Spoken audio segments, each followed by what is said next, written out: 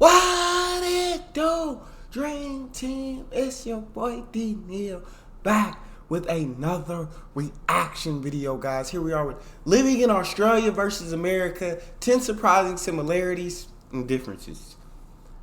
Before we jump into this, make sure you guys subscribe to the channel, ring notification bell, get a video a thumbs up so it gets suggested. Social media, Patreon, all up top. You don't subscribe to any of it, put all the links in the description. All you gotta do is hit the link, follow me, talk to me. I'm human.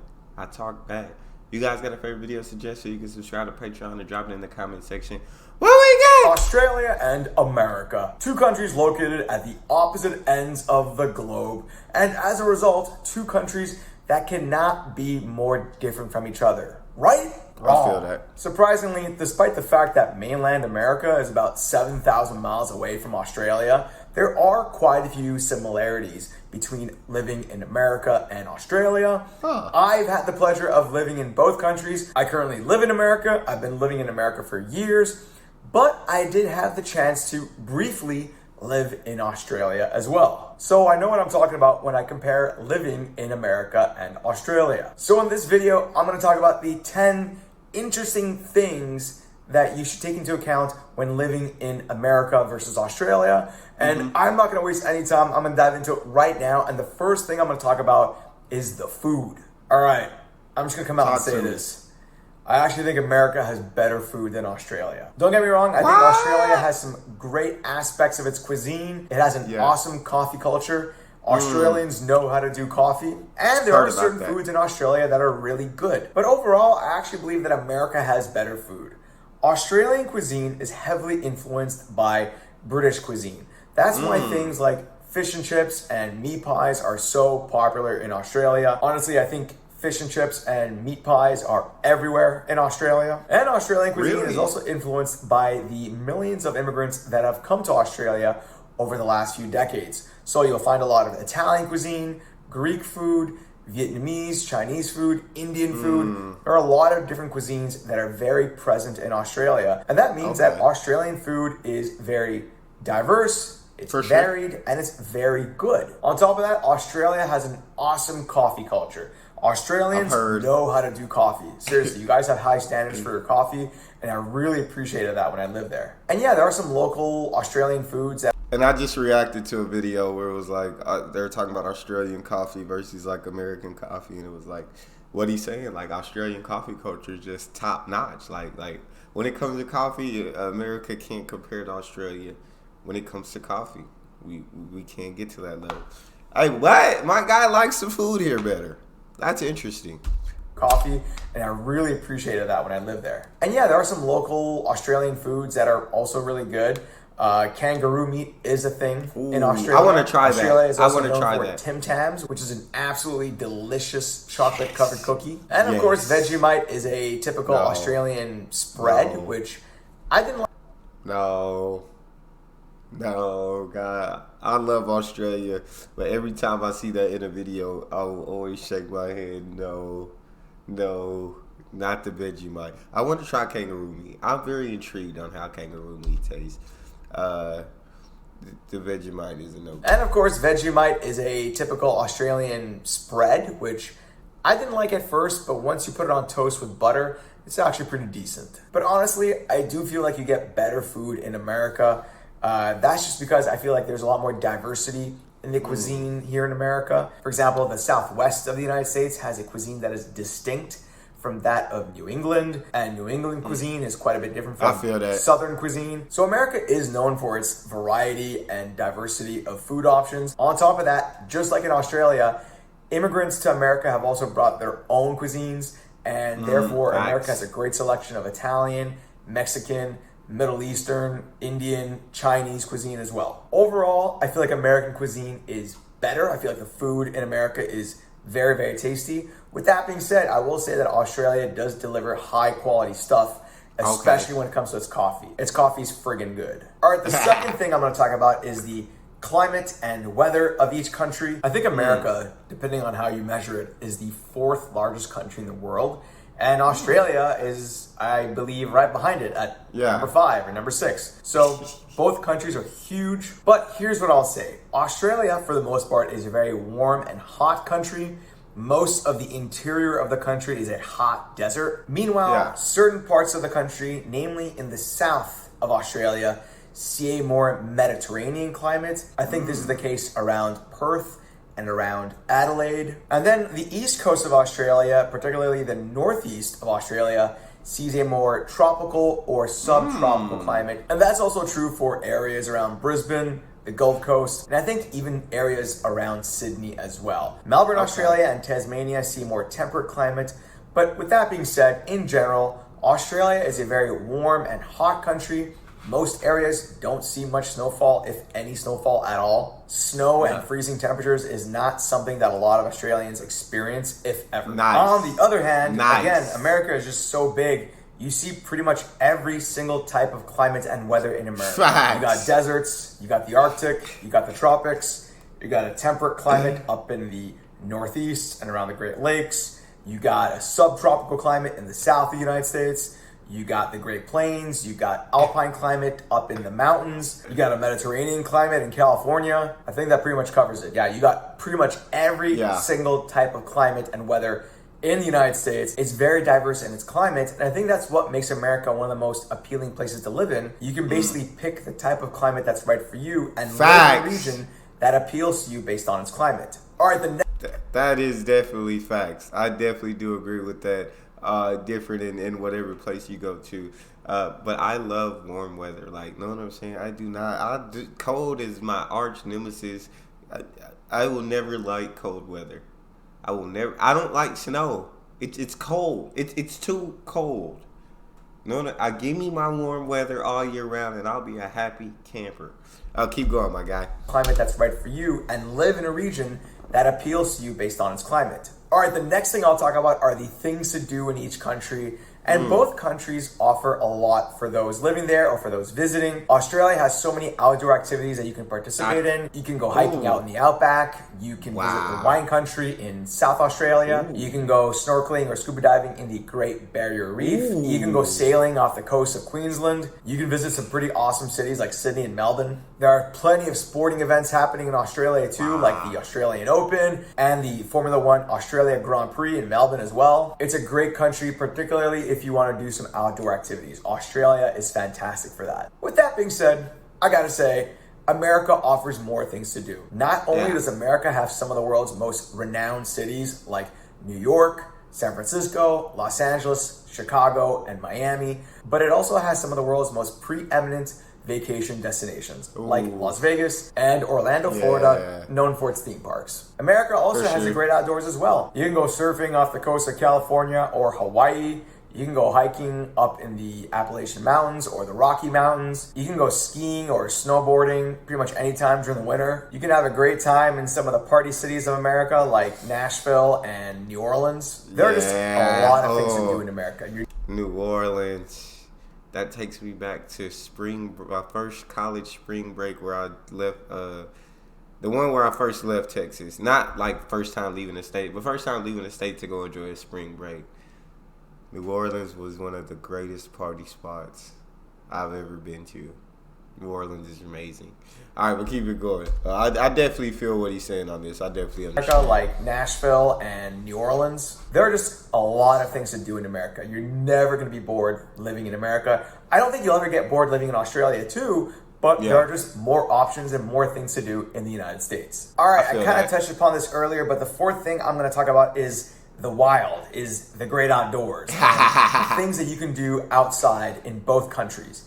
And both countries have their fair share of things to do in the great outdoors. Like I said earlier, in America, you can go snowboarding or skiing in the Rocky Mountains, in the Appalachian Mountains as well. There are plenty of national parks and trails in which you can go hiking in. You got desert attractions like the Grand Canyon to check out as well. If you want to check out some coral reefs in the tropics, well, you can do that in Florida or in Hawaii. And if you just want to chill by a lake, well, America's got plenty of lakes and rivers for that too. America does have the Great Lakes, and there are plenty of water activities to do on those Great Lakes so long as they're not frozen. Australia has much of the same thing. You know, you do have some ski resorts, although I think that the ski resorts in Australia pale in comparison to the ski hills in North America, specifically in the Rocky Mountains of the United States. The Great Barrier Reef is a great spot for scuba diving and snorkeling, or even some sailing. You could take a road trip down the Great Ocean Road in Victoria. You could hike some mountains as well, so there are plenty of outdoor things to do in Australia too. The next thing I'm going to talk about... So in that one, just very similar in what you can do outdoors.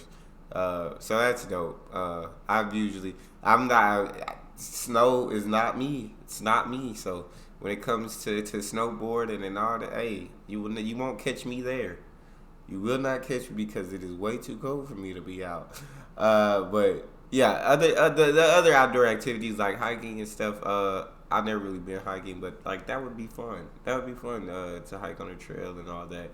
I'd love it. I'd love to do some outdoor activities. Well, so there are plenty of outdoor things to do in Australia too. The next thing I'm going to talk about are its people, and both Americans and Australians are similar in certain ways and pretty different in other ways. I think the similarities include the fact that both Australia and America have people that come from different walks of life. You have people that are born and raised in America and Australia, and you also have a lot of immigrants that come from different parts of the world. You have people from small towns, people from big cities, and in general, I have to say that both Americans and Australians are actually pretty outgoing people. Whenever I travel around the world, the people that are most noticeable when I'm in different countries, like let's say for example, if I'm traveling throughout Europe, the people that are most noticeable are Australians and Americans. I don't know why, they just stand out the most. But one thing I have to say that sets them apart is that Americans actually tend to be a little bit friendlier. All right, so I just got a few more points I want to bring up, but before I do so, I want to let you know that... Really? It took me a second for that to click. I had the Americans are more... I feel like that's... I've seen some Australian videos where that's not the case, where it's people believe Australians are like more welcoming, more laid back, more open and friendly. So that one's shocking to hear. All right, so I just got a few more points I want to bring up, but before I do so, I want to let you know that whether you've seen my content before or if this is the first time viewing one of my videos, go ahead and subscribe to my channel and hit the notification bell so you can be notified every single time I come out with other great and similar content. And if you're liking the video so far, go ahead and smash that like button. It really helps me out. YouTube likes it when people like my videos. It helps with the YouTube algorithm. So go ahead and smash that like button. And by the way, I'm also on Instagram, so feel free to follow me there as well. All right, so the next thing I'm going to talk about is safety. And I gotta say that both countries are pretty safe countries to live in. When living in Australia, I noticed that there were very few bad neighborhoods in some of the big cities of Australia. And even some of the bad neighborhoods were not necessarily that dangerous. So Australia is a pretty safe country. When looking at the crime index of Australia, you can see that it's comparable to other safe countries as well. And the same thing could be said about living in the United States, although I feel that there are a few more neighborhoods that you simply just don't want to walk into. Some neighborhoods are legitimately dangerous. So in general, both countries are very safe. You know, we took a look at the crime index of Australia just a moment ago, but here's the crime index of the United States as well. Again, it's very comparable to other pretty safe countries too, but there are a few more violent crimes that happen in America, and there are more neighborhoods that you simply just don't want to go to at all. All right, the seventh thing I'm going to talk about is wealth.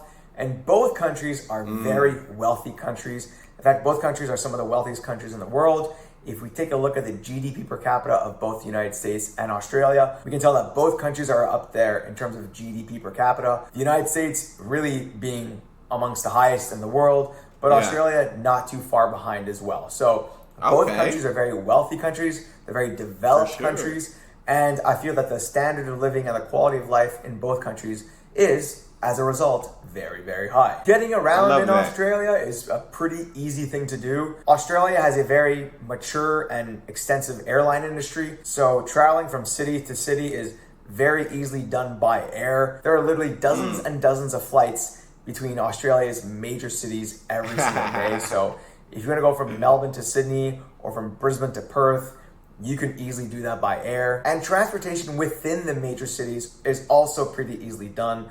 I felt like all the major cities in Australia had a pretty extensive transportation network, be it by bus, streetcar, train, or subway. The one thing that I think would be hard to do in Australia would be to drive from one major city to the next. Really? For example, I'm not too sure if there is a undivided highway linking Melbourne to Adelaide, for example, or Brisbane to Perth. I think that getting around by car, if you want to go from one state to the next or one major city to the next, I think getting around by car is a pretty hard thing to do. I feel like their interstate highway network is not as extensively developed as it is in the United States. Speaking of the United States. So y'all talk to me in the comment section about that one, because that one intrigues me. I didn't know that about Australia. So it's hard to get from the major cities like back and forth with the car.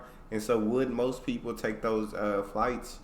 Y'all talk to me in the comment section. That one intrigues me. Highway network is not as extensively developed as it is in the United States. Speaking of the United States, as easy as it is to get around in Australia, it's probably even easier in the United States. America also has a very large and expansive airline industry. Pretty much every single city and town has an airport that you can fly into. On top of that, the interstate highway system is very extensive. Using the interstate highway, you can pretty much get to any part of the country that you want. And then the major cities do have a pretty expansive public transportation network. So getting around in America is just as easy, if not easier, than getting around in Australia. All right, I just got a couple more points I'm going to talk about. The ninth thing I'm going to be speaking about are the sports in both countries. And both Americans and Australians like their sports, although it appears as though they like different types of sports. In America, the most popular team sports to watch and play are football, baseball, basketball, hockey, and soccer is also gaining in popularity. But in Australia, I think soccer is pretty popular in Australia. But Australians also like sports like rugby league, rugby union, cricket, and Australian rules football, the AFL. So dope. So despite the fact that both countries like their sports, the sports that they happen to like are pretty different from one another. But then again, Americans do like their golf and their tennis and their swimming, and so do Australians.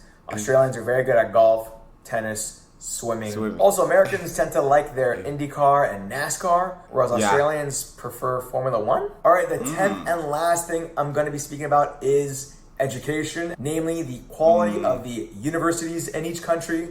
And while Australia does have some world-renowned universities, like the University of Melbourne, the University of New South Wales, the University of Sydney, I think that America wins in this category because America's got some of the world's finest universities like Harvard, Stanford, Yale, Princeton, Columbia, the University of Pennsylvania, the University...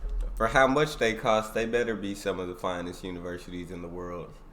They better be some of the finest for the prices that they're charging people to attend them. Stanford, Yale, Princeton, Columbia, the University of Pennsylvania, the University of Chicago, MIT. I don't think any country in the world comes close to the United States in terms of the number of high-quality universities that it delivers. The United States just offers a plethora of very high-quality universities that I don't think any country can match. So you're gonna get an amazing education whether you study in Australia or in America, but I'm just saying that America has more top-notch, high-quality, world-renowned institutions. Let me know what you guys think of the points I brought up in this list. Is there anything that I was wrong about? Did I miss anything? Please let me know in the comment section below. I would love to hear your thoughts. Have you ever lived in both America and Australia? What has your experience been? What are some of the differences and similarities between both countries? And like I mentioned earlier, guys, whether you've seen my content before or if this is the first time viewing one of my videos, go ahead and subscribe to my channel and hit the notification bell so you can be notified every single time I come out with other great and similar content. And if you liked the video, go ahead and smash that like button. YouTube likes it when people like my videos. It helps support the channel. And by the way, I'm also on Instagram, so feel free to follow me there as well. Thanks, everyone. Talk to you soon. I did like that video. That was pretty good. But that's all we got for this one, guys. Let me know what you think in the comment section. Subscribe to the channel. Ring notification bell. Get a video a thumbs up so it gets suggested. Social media and Patreon are all up top. You can subscribe to any of it. Put all the links in the description. All you got to do is hit the link. Follow me. Talk to me. Human. I talk back. You guys got a favorite video suggestion, you can subscribe to Patreon or drop it in the comment section. It's your boy D Neal. Out.